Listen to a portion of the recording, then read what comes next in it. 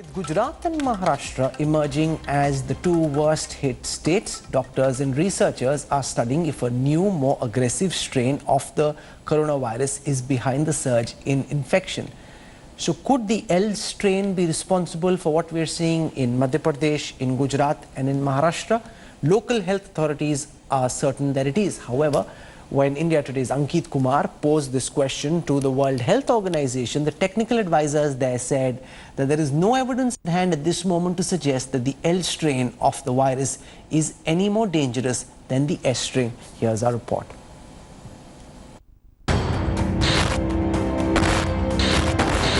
With over 3,500 positive cases and 162 COVID-linked deaths, Gujarat is one of the worst affected states in the country. The more aggressive Wuhan L strain is said to be the reason for higher mortality rate in Gujarat. दो प्रकार के इस virus के strain हैं, एक S strain जो उतना घातक नहीं है और दूसरा है एक एल स्ट्रेन जिसकी ज़्यादा एक विरुलेंट जिसकी असर ज़्यादा होती है। तो इसकी भी एक अनुसंधान रिसर्च हमारे साइंटिस्ट कर रहे हैं और माना जा रहा है कि शायद इस स्ट्रेन गुजरात में है, इस वजह से ये थोड़ा इस तरह से मृत्यु के अंक भी बढ़ रहे हैं। In Madhya Pradesh too, that has recorded 110 deaths, the more virulent L strain is under investigation. With Indore emerging as a hotspot for COVID-19 in the country, hospitals dedicating to fighting the disease in the city are seeking to know whether they are up against the L strain of the virus. पूरे विश्व में यह पाया गया है कि corona virus की अलग अलग जीन्स हैं जिनके स्ट्रेन्स अलग अलग हैं।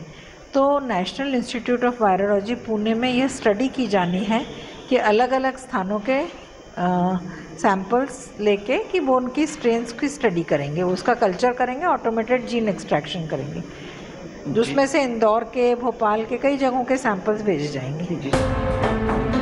L strain mutated from the oldest strain of the coronavirus and is more aggressive. It also spreads faster and causes symptoms that are much worse. The L strain was most common in the early outbreak in Wuhan, but now infections appear to have trailed off as the virus spread. Is the S strain then causing more deaths in Gujarat and Madhya Pradesh? The World Health Organization, in a response to a question posed by India Today, has clarified that there is no evidence to prove that the L strain is more deadly. There are more than 10,000 full genome sequences available, and we're looking at the changes in the virus to see if any of those changes mean that the virus has mutated and that it changes in terms of its transmissibility or its ability to infect people or its ability to cause severe disease. And so far, this virus is relatively stable. There are changes in the virus which are expected in RNA viruses, but these changes are within the expected range. In India too, experts say that there is no link between the L strain and high morbidity. अभी तक जो sequence already deposit किया गया है उसमें Wuhan का strain है और किसी और जगह से ऐसे कोई रिपोर्ट नहीं कि जो एल स्ट्रेन जिसको आप बोल रहे हैं वो ज़्यादा खतरनाक है, उससे ज़्यादा लोग मर सकते हैं, ऐसा कोई कंफर्म्ड रिपोर्ट नहीं है। इसके लिए थोड़ा और हमको नंबर चाहिए और इसका और जीनोम सीक्वेंस कई स्ट्रेन का कई आइसोलेट का चाहिए जिससे कि हम एक कंफर्म चीज़ में कंफर्म तरह से बता सकते हैं कि ये वायरस ये आइसोलेट ज़्यादा खतरनाक है कि नहीं। It's certain that the coronavirus will mutate, but will the mutation be milder or deadly? Only further research can tell. Bureau Report, India Today. You know, to try and put this whole L versus S strain in perspective, I'm joined at this moment from Indore by Dr. Praveen Jadia, Chief Medical and Health Officer for Indore, responsible for all that's happening on his watch. And Indore is one of the places where they're convinced they have an L strain. Professor Partha Majumdar is from the National Institute of Biomedical Genomics in West Bengal. He's authored a new study. The moot point of the study is that there are now 10 different strains of the virus, not just L and S, 10 different strains, and one of them, A2A, is the dominant strain. And this article is going to appear in the National Institute in the Indian Medical Journal. So before that, we got Professor Majumdar to talk about his research. Appreciate, Professor Majumdar, that you joined us. So I want to ask Praveen Jadia first. ये जो इंदौर से reports आ रही हैं कि L strain आया है, हमने देखा है कि इंदौर में केसेस स्पाइक किए हैं, इन्फेक्शन भी हुई है और जो मोर्टेलिटी की रेट है, जो डेथ की रेट है, वो भी बाकी स्टेट से और बाकी देश से ज़्यादा है. आपके हिसाब से ऐसा क्यों हो रहा है? आप पहले बताइए कि आपके हिसाब से ऐसा क्यों हो रहा है? देखिए, केसेस ज़्यादा होने की जो वजह थी वो हमारे जो डेंस एरिया थे और या जिन्हें हम आउटब्रेक एरिया कहें या हॉट स्पॉट एरिया कहें, ऐसे करीब 20 एरिया हमने छाटे थे जहां बहुत ही कंजेस्टेड पॉपुलेशन है और एक एक घर में 15-15, 16-16 लोग रहते थे. प्राइमरी केसेस जब निकले और इनकी कॉन्टैक्ट ट्रेसिंग की गई तो इन सभी लोगों का जब सैम्पलिंग किया गया तो पता चला उनमें से 12 लोग 13 लोग पॉजिटिव आ रहे हैं. यानी कि एक ही व्यक्ति के द्वारा कई सारे हमारे प्राइमरी और सेकेंडरी कॉन्टैक्ट को इन्फेक्ट किया गया. अब इन 20-22 जो हमारे हॉट स्पॉट हैं, इनके अलावा बाकी जो क्षेत्र हैं वहाँ से केसेस कम आ रहे हैं. तो कुल मिला के ये समझा जाना चाहिए कि जो एक पर्टिकुलर एरिया है या जो एरियाज़ हैं वहाँ पर ही इसका फैलाव ज़्यादा हुआ था और वो भी ड्यू टू हाईली कंजेशन. नहीं, ऐसे रिपोर्ट्स इंदौर से आए हैं कि आप लोगों को लग रहा है कि एल स्ट्रेन का वायरस रिपोर्ट हुआ है इंदौर से और आप चाहते हो कि इसकी पड़ताल पुणे की वायरोलॉजी लैब में हो. क्या आपको लग रहा है कि एल स्ट्रेन वहां पे रिपोर्ट होने से जो डेथ का रेट है वो ज्यादा है? जी, एक संभावना जरूर है कि एल स्ट्रेन हो सकता है, जो अमेरिका और वुहान में जिसने काफ़ी तबाही मचाई थी, बजाय इसके कि जो दुबई में एस स्ट्रेन है उसकी तुलना में ये ज़्यादा घातक है. लेकिन एक दूसरा कारण ये भी है जो इंदौर में देखने में आया था कि जितने भी मरीज आए थे प्रारंभिक दिनों में वो सब काफ़ी लेट स्थिति में और काफ़ी एडवांस बीमारी लेकर आए थे. उनके लंग्स काफ़ी ज़्यादा इन्वॉल्व थे, इसलिए भी उनका हॉस्पिटल स्टे भी कम था और उनको बचाया जाना ज़रा मुश्किल भी था. उस वक्त हमारी डेथ रेट 10% के लगभग चल रही थी, 10% से ऊपर ही चल रही थी.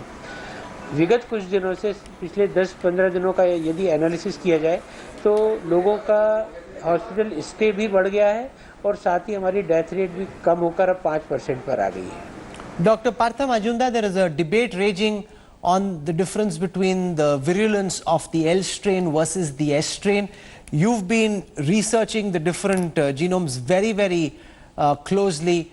Local authorities in that report that I just played out in Ahmedabad, in Indore, said that the reason why case mortality is higher is because they've been hit by the L strain of the virus, the one that struck in Wuhan and in parts of the United States on the East Coast. Do you buy this theory that it's the L strain that could be responsible for the fact that they're seeing more cases and more deaths? So, first of all, the strains have been redefined. If you look at those were early days when those strains were being defined in the way that they were. As more and more sequences have been obtained, we've done an analysis of these sequences, analysis meaning looked at the similarities and differences between these sequences. And now, by looking at these similarities and differences, it's very clear that there are 10 different types of SARS-CoV-2, of the coronavirus. So we don't talk in terms of the L strain and the S strain anymore. We talk in terms of these 10 different types. These 10 different types vary in terms of their infectivity, in their efficiency to infect other people, infect humans, but they do not, at least as of now, we do not have any information or any evidence to show that they differ in their virulence, in their capacity to kill people or capacity to precipitate a lot of symptoms in people. So it's primarily the difference is because of the way that they infect, the efficiency with which they infect, and not the efficiency at which with which they kill people. So the point that I will make is that these 10 different types exist, but our work has shown that one particular type is overtaking the others, including the ancestral type that arose in Wuhan, which is now called the O type. The O type exists in China as of now, but has almost vanished from other parts of the world. Almost vanished. It does exist, but it's been overtaken.